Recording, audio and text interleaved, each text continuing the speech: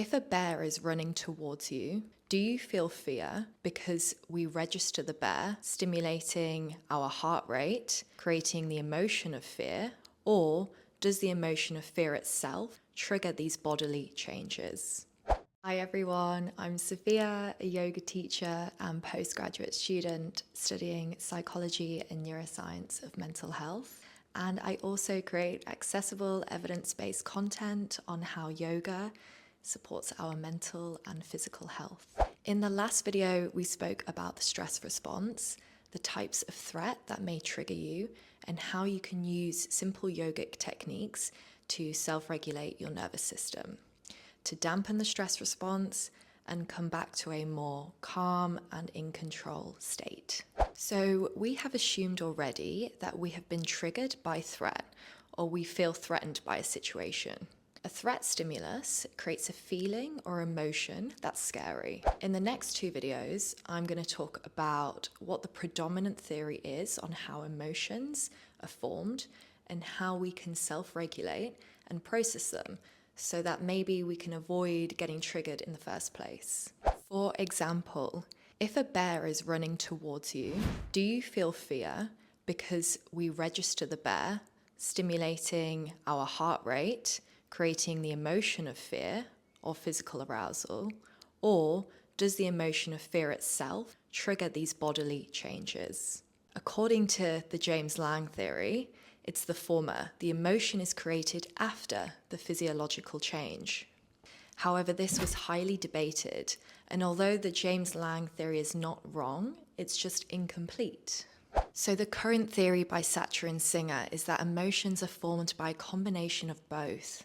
So our interpretation of the physiological or bodily changes that happen, but also our cognitive appraisal of the situation itself. So in this video, I will focus on the interpretation of the physiological changes, and we'll look at the communication systems between the brain and the body that are involved, and how this relationship gives rise to emotions. And we will also cover how we can use simple yogic tools and techniques to train our ability to detect subtle changes in the body and our internal landscape that make us very good at detecting how we feel about something, someone, or a particular situation, and then potentially providing an early intervention, preventing ourselves from feeling negative thoughts or emotions such as threat. Okay, sorry that was a really long intro. Let's get into it. So our internal communication system connects our brain to our body and our body to our brain. And the vagus nerve is most associated with this system. And vagus is actually Latin for wandering, and it relates to the vast set of nerves that wander throughout the body. And the brain sends signals via the vagus nerve to the bodily organs to control our heart rate, our breathing, our digestion. And there's neurons that surround these bodily organs, such as the heart, the intestine, the spleen. They don't know what to do until they receive information from the brain. And our bodily organs need to feed back to the brain what's actually going on throughout the body. So this feedback loop is enabled by the vagus nerve. And how strong this connection is between the brain and the body is called our interoceptive awareness.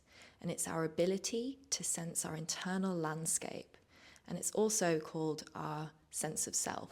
An example of this feedback loop, which we covered in the last video, but we're going to cover in more detail now, is the mechanical relationship between the brain, the heart rate, the diaphragm, and the lungs. The diaphragm is unique. We can control it voluntarily. So when we inhale, the diaphragm contracts, moves down, and it creates more space in the thoracic cavity. And it also creates a vacuum, which then pulls air into the lungs. Because we've got more space in the thoracic cavity, the heart actually has more room as well, and it expands.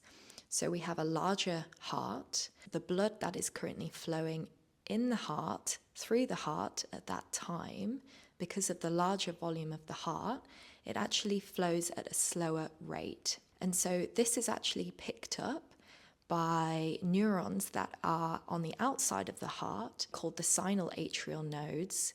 They detect the change or the slower flow rate, and they send signals back up to the brain, and the brain receives this, and it sends signal back down to the heart to tell the heart to speed up. And so this increases our heart rate. And so every inhale you take, your heart rate increases. So when we exhale, the opposite happens. So the diaphragm moves up, and so we have less space in the thoracic cavity, and so the heart actually decreases in size, and therefore the blood that is currently flowing through the heart at that point is the same, but you've got less of a volume, so it's almost like it's being squeezed, and therefore the blood in the heart flows at a faster rate.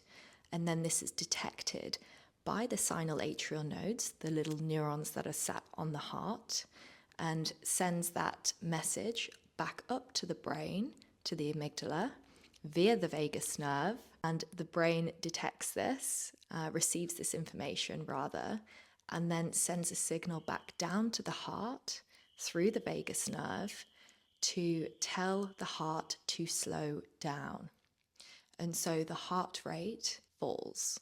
Short and sharp inhales actually overall increase your heart rate, and it creates a feeling of being more alert and focused.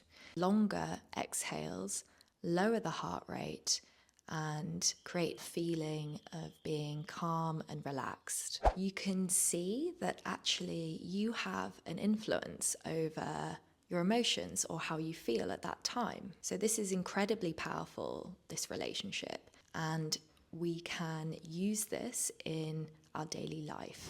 So going back to how emotions are created, so the vagus nerve collects all this readout from the heart, from our intestine, and sends to the brain all of these messages, and specifically the amygdala in the brain, to determine how we feel about something. And this is in part how emotions are formed. And as we know, the other part is through cognitive appraisals of a situation. So we can enhance our ability to sense this internal landscape, which is our interoceptive awareness.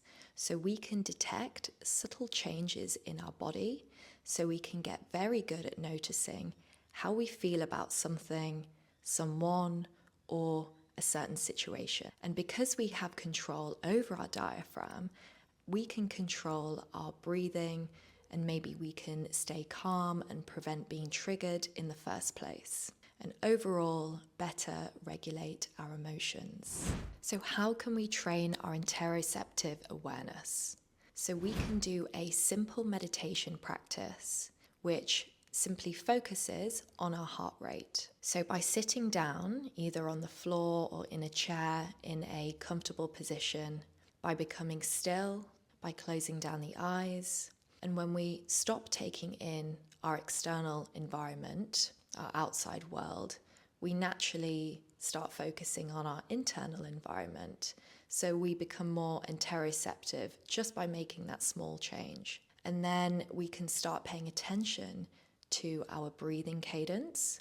And then we can even start paying attention to our heart rate or our heartbeat. And you can very quickly strengthen those vagal connections between the brain and the body to the brain. I will link a simple practice that you can do anytime, anywhere, so you can start practicing today. I hope you enjoyed this video. In the next video, we will look at how we can change our interpretation of a situation so we can no longer find it threatening. Thank you for watching, and don't forget to like, comment, and share, and hopefully see you in the next one.